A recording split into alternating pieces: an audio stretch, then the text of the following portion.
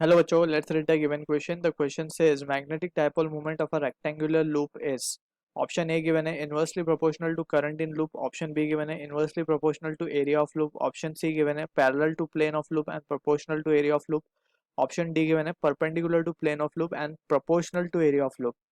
So यहाँ पे we need to understand about the magnetic dipole moment. So basically या इसे हम magnetic moment भी कहते हैं. ठीक है. सो की कंसेप्ट हमें क्या पता होना चाहिए. बाय डेफिनेशन मैग्नेटिक मोमेंट को हम क्या लिखते हैं, M bar is equals to I into A bar.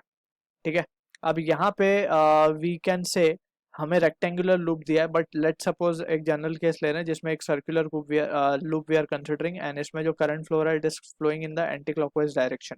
ठीक. ये एंटी क्लॉकवाइज डायरेक्शन में करंट फ्लो हो रहा है.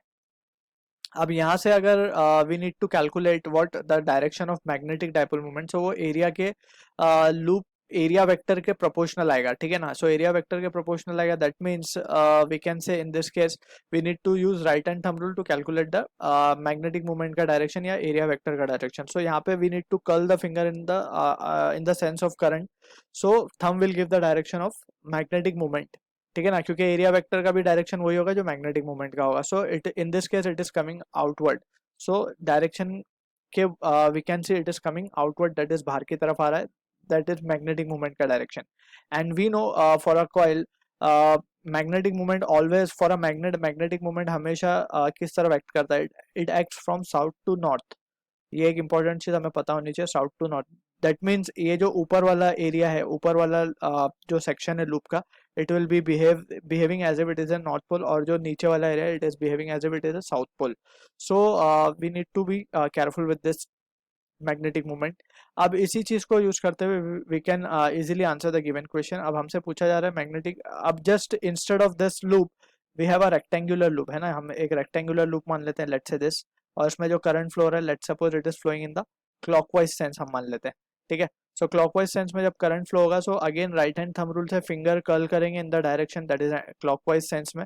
सो जैसे क्लॉकवाइज सेंस में फिंगर कर्ल करेंगे, so thumb will start pointing in the downward direction. So this will be the direction of magnetic movement. Alright, that is M bar. अब यहीं से वी कैन से अब हमसे पूछा जा रहा है कि it is inversely proportional, and we know कि एम बार जो होगा it will be I into A bar. ठीक. So from this we can say inversely proportional to current in the loop.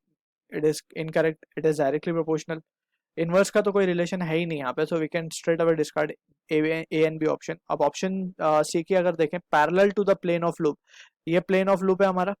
Magnetic movement का direction कैसा है, इससे perpendicular direction है. अगर हम केयरफुली एनालाइज करें, so this direction is what, it is perpendicular. Alright. और परपेंडिकुलर है, पैरेलल तो नहीं है, so this option can also be discarded. So option हमारा डी जो होगा correct answer to this question, that is perpendicular to plane of loop and proportional to area of loop, that is m is proportional to a. We can clearly see from the figure, या definition से भी we can say this.